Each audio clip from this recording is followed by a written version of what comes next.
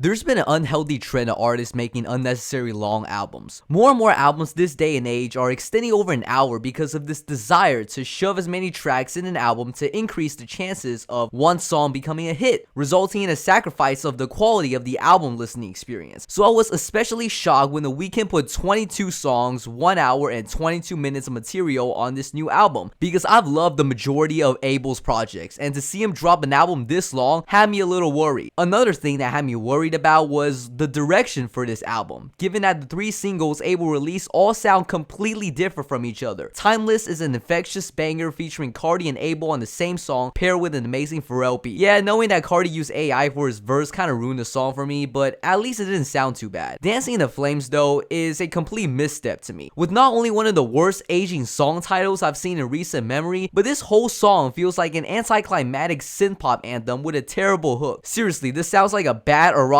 fan novel you find off of Reddit. I'll talk about Sao Paulo later, but yeah, I was lost. But after listening to this album front to back multiple times, I think it's actually a pretty great project. This album I feel like takes inspiration from many of his previous projects like After Hours and House of Balloons, but is also one of his most reflective albums, giving us, the audience, an insight of how demoralized he is despite all the fame he has achieved in the past. The first track, Wake Me Up, is, in my opinion, possibly the best opener of any Weeknd album, and my favorite song from the entire album. Huge Michael Jackson influence. You have Mike Dean and Justice teaming up on the production side, paired out with The Weeknd's amazing singing, and boom, that's how you start the album with a bang. The song's about Abel being stuck in a state of limbo, having difficulties with seeing what's real and what's not, but I feel like just the replayability of this song makes this a 10 out of 10 intro. The second track, Cry For Me, does not disappoint either. It's just this very simple song about heartbreak, but once again, I love how well produced the track is. It feels like a trap beat, but slowing it down and pairing it with some glistening keys. It's cinematic as hell. Sao Paulo is a song that admittedly I did not like when it first came out as a single, but after hearing it on the album many times, I have completely warmed up to it. I think what happened was that this song kind of threw me off a bit when it first came out due to how different it sounded, but it's actually a great Brazilian funk song that fits right into this movie style album like a glove. The song really takes you in for this 5-minute journey that's full of unpredictable moments. It's a great song. Baptized and Fear is a more slow moving track splitting Sao Paulo and Open Hearts, where The Weeknd talks about how his fear is taking control of him, hence he's baptized in fear, and then the song takes itself straight into the next. I'm glad that this track did that because the outro did feel a little too long when I first heard it as a single a few hours prior to the release of the album. In order for The Weeknd to move on, he must escape this state of perpetual fear, which is where Open Hearts comes in, a song about willing to open himself up. He didn't just flip a light switch and say, fuck it, I want to fall in love again. He still kind of retains that trait of guilt, like when he says, cover my scars when I open my arms. Love the shimmery production on this one as well. It's another banger. After this song is where everything kind of slows down tempo wise. Opening Night serves as a prelude, which despite not being the most interesting song on the album, does kind of bring up this short narrative of The Weeknd reminiscing about past events and setting a couple of songs after to follow the same narrative, such as Reflections Laughing. I think the Reflections portray The Weeknd reflecting on his fame. This album does a lot of back and forth when it comes to whether Abel's feeling positive or negative, and in this case he's back to falling apart as a person. In fact, these next 3 songs all see The Weeknd's self-depreciation. On Reflections Laughing, The Weeknd is crumbling under the pressure of fame. I initially did not like Travis's verse at the very end. I thought it was just too slow and uninteresting, and even though I'm still not a massive fan of this feature, I think it was done like this to reflect The Weeknd's inner self of being intoxicated and numb. So even if sonically I think a normal Travis verse would sound better, the deep voice does fit the context of The Weeknd being woozy from drinking. This phone call of this girl calling him in the middle of the song is too long though. That shit should have lasted no more than 15 seconds for the audience to get the gist of it. Enjoy the show continues this druggy narrative in a slow moving track as The Weeknd talks about how he has developed an image of being intoxicated, someone who seeks happiness by taking drugs and having sex. He also feels an inability to get out of this mess, even proclaiming that he doesn't want to make it past 34. And then Future comes through with a singing performance. Yes, he's speaking his heart out on this one. And even though I think Future by every metric is a terrible singer,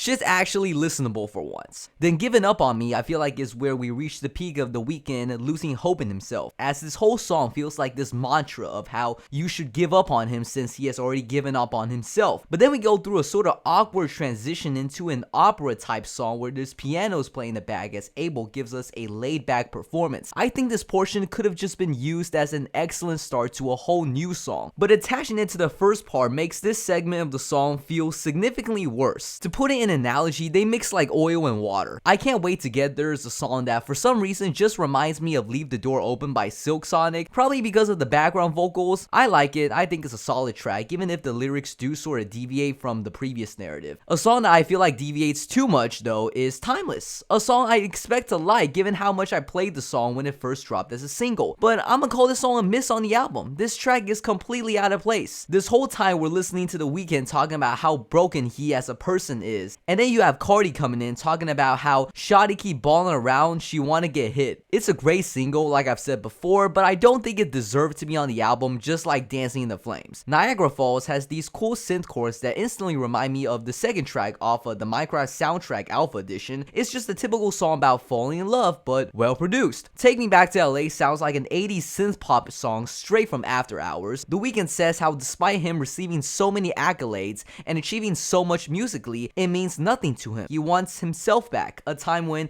he was sober, a time when he wasn't so isolated from others, isolated from LA. He mentioned a bunch of times in the past how he wanted to leave the chaos the city constantly facilitates. But after spending time in solitude, he kind of regrets the decision to do so. Just a really catchy record, one of my favorites on this album. Big Sleep I think takes a significant risk when it comes to the structure of this song. It definitely feels more cinematic, it's just something you vibe to in the background rather than it being a radio hit. Now the end of this record does kind of go in hit or miss mode, starting with the misses. Give Me Mercy is a song that while I do definitely get the narrative of The Weeknd wanting salvation, the song itself doesn't do anything spectacular instrumentally that the boatload of songs before do, but better. Drive is a pretty simple song, just him wanting to drive or putting his faith in someone else to drive for him, do something happy. Yet this narrative is so dull, it's probably my least favorite track. Red Terror is a nice electro pop song that I think starts off great but kind of trails off when The Weeknd starts giving a monologue, but there's also amazing tracks like The Abyss, which features some gorgeous vocals from Lana as Abel talks about the abyss of going back to his troublesome lifestyle and how it continues to follow him even if he seeks the bright side. But my favorite track out of this entire batch at the end has to be the title track, which is also the final track on the album. Seeing The Weeknd asking forgiveness from other people, how he has continued to interact in such toxic behaviors and his inability to change, and right when the song ends, it perfectly transitions to High for This, the first song off of his first mixtape. So in the end, I don't think it's a perfect album. I've already explained my issues on some tracks that I'm not a fan of, but another issue I could see is people kind of getting lost narratively. The story of Hurry Up Tomorrow does stick to an overall theme of Abel spacing out physically and mentally. In a way, you could say that he wants to pass out so that he could reach tomorrow faster, but I see it as him fearing tomorrow, how he doesn't want to see the unknown. But the album does kind of pop in and out of him behaving positively or negatively, and there's no real chronological storyline track by track. And again, 1 hour and 22 minutes. Look, there's no way around it. It's a really long album. Despite all of these issues, I think The Weeknd pulled it off. Even if you take it as a compilation album and just say, fuck it, forget the story, I just want to play something for fun, I think most people will find at least a couple of noteworthy songs they could take with them in their rotation. I'm feeling an 8 out of 10 on this album.